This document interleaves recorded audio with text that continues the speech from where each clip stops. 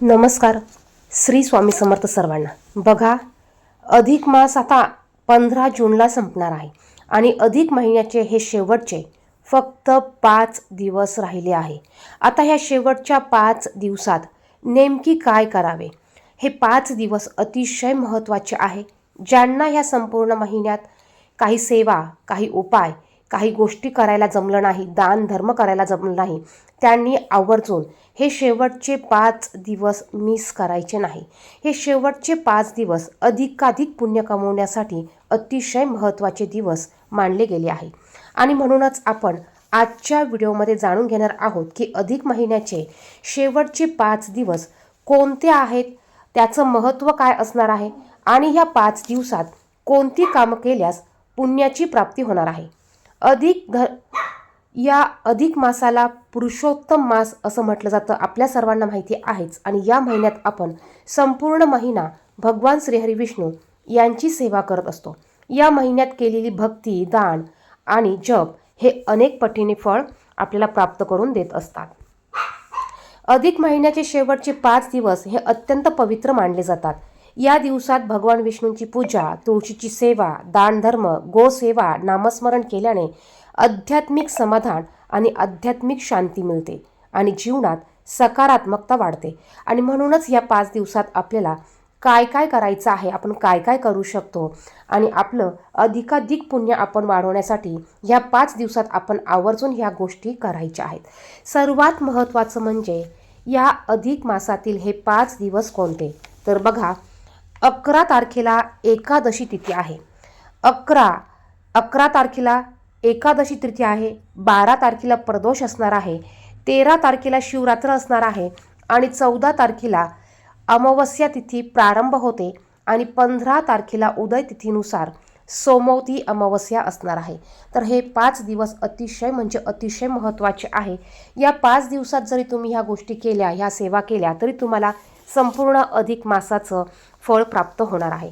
सर्वात महत्त्वाचं म्हणजे या अधिक महिन्यामध्ये 11 तारखेला 11 जूनला एकादशी आली आहे. कमला एकादशी आलेली आहे आणि ही एकादशी अधिक महिन्यात 3 वर्षातून एकदा येते. त्यामुळे आपण आवर्जून या दिवशी उपवास करायचा आहे. आपण जरी इतर एकादशीचे उपवास करत नसाल तरी ह्या एकादशीचा उपवास आपण आवर्जून करायचा आहे. या दिवशी जास्तीत जास्त भगवान श्रीहरी विष्णू यांचं नामस्मरण, ओम नमो भगवते वासुदेवाय नमः ह्या मंत्राचा जप, गीतेचा 15वा अध्याय, हरिपाठ आपण ह्या सेवा करू शकतो. त्याचप्रमाणे जर का आपण या संपूर्ण महिन्यात अधिक मासाची कथा ऐकली नसेल तर या दिवशी आवर्जून अधिक मासाची तुम्ही कथा ऐकू शकतात. तुम्हाला जर का शक्य असेल तर तुम्ही 5 दिवसात अधिक मासाची कथा वाचन करू शकतात, पाठ करू शकतात किंवा तुम्ही यूट्यूबला लावून ते श्रवण तुम्ही करू शकतात. त्याचप्रमाणे 12 तारखेला प्रदोष आहे. प्रदोष हा देखील खूप महत्त्वाचा मानला जातो. या दिवशी देखील आपल्याला भगवान श्रीहरी विष्णू यांची होईल तितकी सेवा करा, गीतेच्या 15वा अध्यायाचं पठण करा, पुरुष सुक्ताचं पठण करा. त्याचप्रमाणे तुम्हाला तुमच्या इतर काही गुरूंच्या, कुलदेवीच्या सेवा असतील त्या देखील तुम्ही करू शकतात. आणि या दिवशी शुक्रवार आलेला आहे.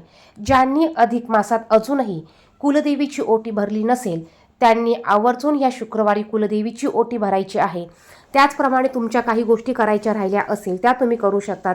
या 5 दिवसात तुम्हाला बघा, या 5 दिवसात तुम्हाला तुळशीसमोर दीप दान करायचं आहे, तुळशीला दिवा लावायचा आहे. एकादशीच्या दिवशी तुळशीपत्र तोडलं जात नाही. आपण आदल्या दिवशी तुळशीचं पत्र तोडून ठेवू शकतात. आणि 11 तारखेला एकादशीच्या दिवशी भगवान श्रीहरी विष्णू यांना आवर्जून तुम्हाला तुळशीचं पत्र अर्पण करायचं आहे. बघा, आपल्या सर्वांच्याच देवघरामध्ये जरी श्रीहरी भगवान विष्णू यांची मूर्ती नसेल तरी बाळकृष्णाची मूर्ती असतेच. आपण या 5 दिवसात बाळकृष्णाच्या मूर्तीवर अभिषेक करू शकतात. त्याचप्रमाणे 5 दिवस तुम्हाला रोज तुळशीचं पत्र आवर्जून बाळकृष्णाच्या मूर्तीला अर्पण करायचं आहे. ह्या सेवा तरी आपल्याला आवर्जून ह्या 5 दिवसात करायच्या आहे. एकादशीच्या दिवशी तुळशीपत्र अर्पण करून आपण इतर देखील सेवा ह्या दिवशी करू शकतो. शुक्रवारी आपण दुर्गा सप्तशती पाठ हा करू शकतो. तुम्ही संपूर्ण अधिक महिन्यात केला नसेल तर या शुक्रवारी आवर्जून दुर्गा सप्तशतीचा एक पाठ करा. त्यानंतर बघा, 13 तारखेला शिवरात्र आहे. शिवरात्रीच्या दिवशी देखील आपल्याला ह्या सेवा करायच्या आहे. तुम्ही दीपदान करू शकतात. हनुमानाच्या मंदिरात जा, शनिदेवाच्या मंदिरात जा, नदीवर जा, तुळशीसमोर सकाळ संध्याकाळ दीपदान करा, कारण ह्या 5 दिवसात केलेल्या ह्या सेवा अतिशय प्रभावी आणि श्रेष्ठ ठरणार आहे. त्यानंतर 14 तारखेला अमावस्या प्रारंभ होणार आहे आणि 15 तारखेला सोमवती अमावस्या असणार आहे. सोमवती अमावस्येला देखील अतिशय महत्त्व आहे. सोमवती अमावस्येच्या दिवशी आपण काय करायचं, कुठले उपाय करायचे याची व्हिडिओ आपल्या चॅनेलवर लवकरच येतील. ते पाहण्यासाठी चॅनेलला सबस्क्राईब करा, बेल आयकॉनला प्रेस करा, म्हणजे तुम्हाला जे मी व्हिडिओ टाकेल त्याचं नोटिफिकेशन तुम्हाला सर्वात अगोदर मिळेल. त्याचप्रमाणे कमेंट बॉक्समध्ये ओम नमो भगवते वासुदेवाय नमः लिहायला विसरू नका. व्हिडिओ इतरांना देखील शेअर करा. 15 तारखेला देखील आपल्याला दीपदान करायचं आहे. अतिशय महत्त्व आहे या दिवशी दीपदान करायला. या दिवशी तुळशीला देखील सकाळ संध्याकाळ एक शुद्ध गायच्या तुपाचा दिवा लावा, हळदीचं लेपन करा. या दिवशी तुम्हाला शक्य झाल्यास महादेवाच्या मंदिरात आवर्जून जायचं आहे. 1 लोटा पाणी, बेलाचं पान अर्पण करा. एक दीपदान आवर्जून करायचं आहे. त्याचप्रमाणे घरात देखील तुम्ही या दिवशी महादेवाच्या शिवलिंगावर पाणी आणि पंचामृताने अभिषेक करू शकतात. या दिवशी आपल्याला भगवान श्री विष्णू यांची सेवा करायची आहे. त्याचप्रमाणे आपल्या घरात बघा पांडुरंगांची मूर्ती असते, विठ्ठलाची मूर्ती असते, त्याचप्रमाणे भगवान श्री विष्णू यांची मूर्ती असते आणि बाळकृष्णाची मूर्ती असते. तुम्हाला या 5 दिवसात रोज अभिषेक करणं शक्य झालं तर अभिषेक करा. रोज तुळशीपत्र अर्पण करायचं आहे. रोज 1 वेळा श्रीहरी भगवान विष्णूंचं विष्णू सहस्रनाम स्तोत्र याचं वाचन करा किंवा ते श्रवण करा आणि अधिक मासाची कथा आवर्जून तुम्ही ह्या 5 दिवसात श्रवण करू शकता. तर हे 5 दिवस आपल्याला अवश्य होईल तितक्या सेवा करायच्या आहेत. अजिबात हे 5 दिवस आपल्याला मिस करायचे नाही. आपण संपूर्ण अधिक महिन्यात केल्याची सेवा, केल्याचं पुण्य प्राप्त आपल्याला ह्या 5 दिवसात करून घ्यायचं आहे.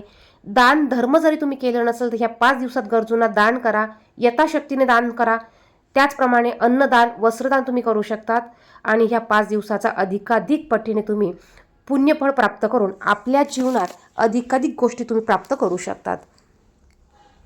बघा, या 5 दिवसात तुम्हाला विष्णू सहस्रनाम याचं पठण करायचं आहे, भगवद्गीतेचं पठण करायचं आहे, पुरुषोत्तम महात्म्य तुम्हाला याचं वाचन किंवा श्रवण करायचं आहे. यामुळे मनाला शांती मिळते आणि आध्यात्मिक दान मिळतं.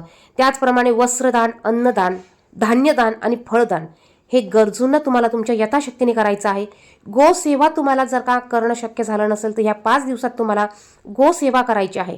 ह्या गोसेवेमध्ये तुम्ही गाईला हिरवा चारा, गूळ, भाकरी, हरभरा हे करू शकता. त्याचप्रमाणे ज्यांनी वाण दिलं नसेल, गाईला तुम्ही 33 या संख्येने छोटे छोटे धोंडे बनवून ते उकडून त्याचं वाण तुम्ही करू शकतात. बघा, अधिक मासात गायीची सेवा केल्याने आपल्याला देवतांची कृपा प्राप्त होते. 33 कोटी देवतांचा आशीर्वाद प्राप्त होतो. माता लक्ष्मी आणि श्रीहरी भगवान विष्णू यांचं देखील यांचे आशीर्वाद आपल्याला प्राप्त होतात. त्याचप्रमाणे तुळशीसमोर रोज संध्याकाळी तुपाचा किंवा तेलाचा दिवा लावा. शक्य झाल्यास प्रदक्षिणा घाला. यामुळे कुटुंबाच्या सुख समृद्धीमध्ये वाढ होते आणि माता तुळशीला तुम्ही कुटुंबात सुख समृद्धी वाढावी किंवा राहावी यासाठी प्रार्थना तुम्ही करू शकतात. असं केल्याने घरातील नकारात्मकता दूर होते आणि सकारात्मक ऊर्जा वाढते.